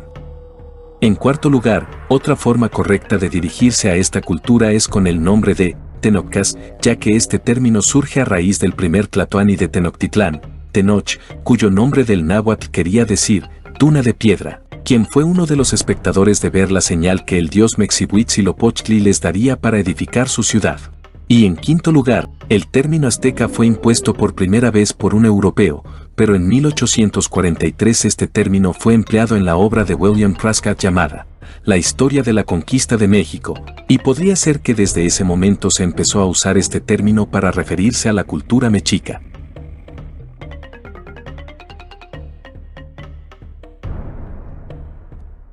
Ahora pasemos con una curiosidad sobre las cabezas que crearon los olmecas, pues no se sabe a ciencia cierta a quienes representaban. La primer cabeza colosal fue hallada en 1862 en la localidad de Hueyapan en Veracruz, gracias a un viajero de nombre José María Melgar y Serrano. No sería hasta 1869 que se publicaría un boletín de la Sociedad Mexicana de Geografía y de Estadística que hablara de dicho hallazgo, aunque para 1871, la persona que la halló escribió un segundo artículo al respecto. Sería hasta 1929 que el antropólogo Hermann Baer catalogó como olmecas a las piezas del siguiente estilo: nariz chata, labios grandes, los ojos con forma de almendras o entreabiertos, y en algunos casos, los cascos que rodeaban sus cabezas. A lo largo del siglo XX se siguieron encontrando más piezas similares, incluso algunas donde se mostraban seres antropomorfos, es decir, piezas que mostraban a híbridos entre humanos y monstruos, los cuales fueron incluidos en este estilo de arte gracias al antropólogo George Vaillant. Pero, ¿qué representaban estas cabezas colosales? Es una respuesta algo difícil de dar. Algunos arqueólogos han determinado que podrían ser retratos de sus gobernantes, otros más afirman que podrían ser retratos de la gente, y unos más pueden decir que podían retratar a los chamanes, especialmente por la forma tan peculiar de los cascos que adornan sus cabezas, pero repito, estas son las interpretaciones más sonadas y aproximadas de estos monolitos.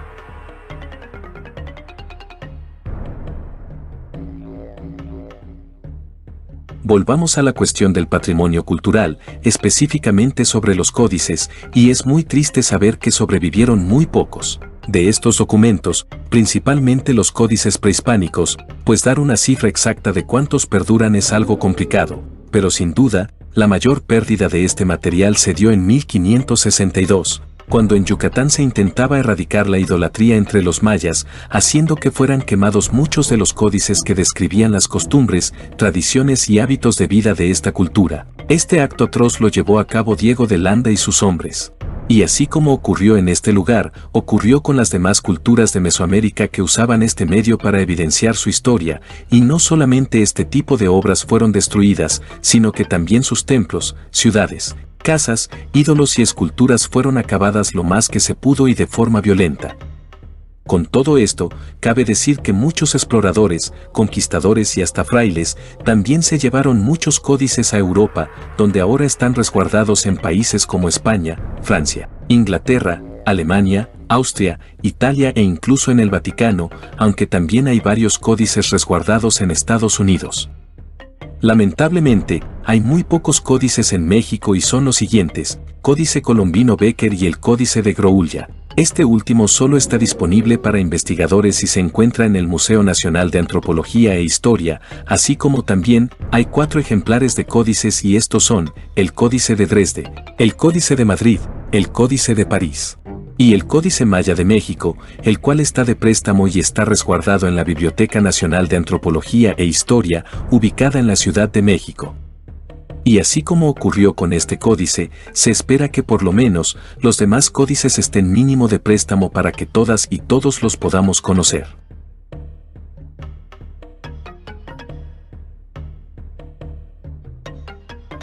Este apartado trataré de hacerlo breve y va de la mano con el aspecto religioso, y como pudieron notar anteriormente, la religión politeísta fue catalogada como pagana y fue erradicada.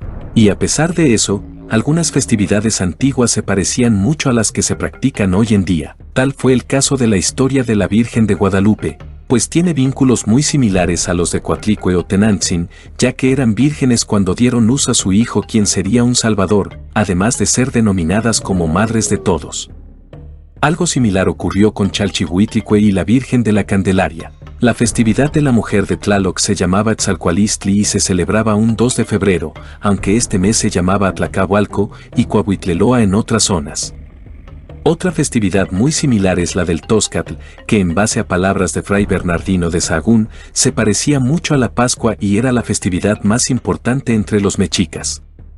Esta festividad se hacía para venerar a Huitzilopochtli y Tezcatlipoca. En ella se sacrificaba a un adolescente destinado a este ritual, el cual representaba a Tezcatlipoca y mostraba lujos como estar acompañado de 4 mujeres adolescentes y solteras que representaban a la tierra, la sal, el agua y el maíz.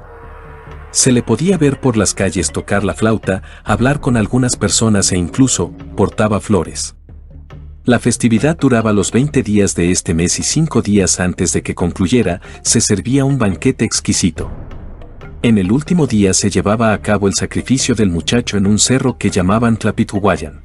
El sacrificio constaba en quitarle el corazón, y una vez que ocurriera eso, al cuerpo le quitaban la cabeza y la colgaban en un altar de nombre Zompantli.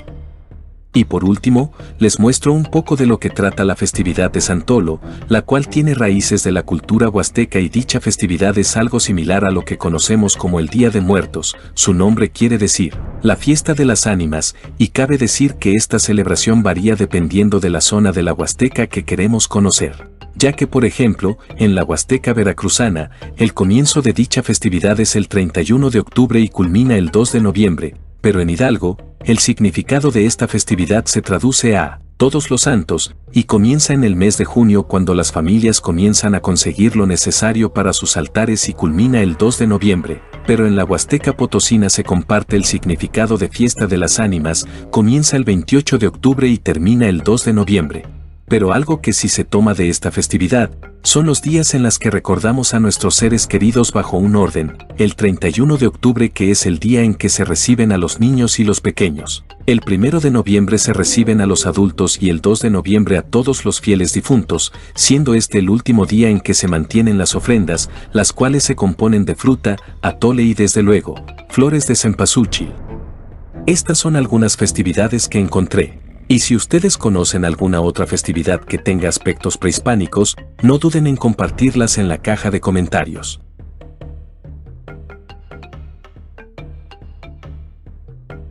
Esta es una curiosidad y tiene que ver con el cacao, del cual no se sabe con exactitud si esta semilla ya existía en su forma silvestre en Mesoamérica o si llegó a esta superárea por medio de un contacto con los nativos del sur del continente americano. Pero lo cierto es que su domesticación e incluso sus usos fueron distintos. Su domesticación pudo comenzar con los olmecas cerca del año 3000 a.C., pero su mayor impulso se pudo dar cerca de los años 150 a 650 después de Cristo con los mayas, pero en Sudamérica ya era utilizada entre los años 5000 y 2000 a.C. El uso principal que se le dio en Sudamérica fue el de usar la semilla para extraer su pulpa y así crear una bebida embriagante, mientras que en Mesoamérica fue la base para crear el famoso chocolate, el cual se extraía de la semilla tostada. Ahora bien, la razón principal por la que en Sudamérica había más cacao que en Mesoamérica fue porque las temperaturas en el sur eran tropicales y eso garantizaba su cosecha, y por lo tanto, es evidente que en la zona sur de Mesoamérica y en Oaxaca era cultivada, y de allí podía ser exportada hacia zonas como el Altiplano Central por ejemplo, aunque su productividad no fuera efectiva en este lugar. Aunado a esto, es quizá la razón por la que esta semilla tenía un valor similar a una moneda. Aunque quizá, otra razón por la que se le daba ese valor era por su uso para el consumo, y una razón más que yo propongo, es que su valor se le daba por su rareza, ya que como lo mencioné antes, era una semilla un tanto rara de conseguir en zonas fuera del sureste o de Oaxaca. Algo que sí es impactante, es que hubiera falsificadores que aprovecharan su uso y reemplazaban la semilla del cacao tostado por semillas de aguacates molidos que le dieran su color y apariencia lo más realista posible.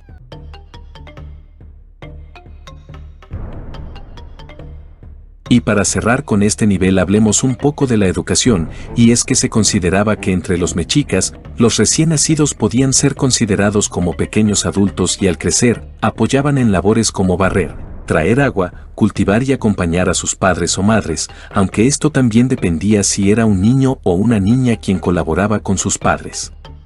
Cuando cumplían las edades de entre 6 y 9 años es como iban a la escuela, y las instituciones educativas más importantes fueron el Telpochcali, que del náhuatl quería decir Casa de los Jóvenes, cuya institución iba consagrada a Tezcatlipoca. En ella se enseñaba a colaborar haciendo obras públicas como en la construcción de canales de agua, de casas, caminos y labrar la tierra.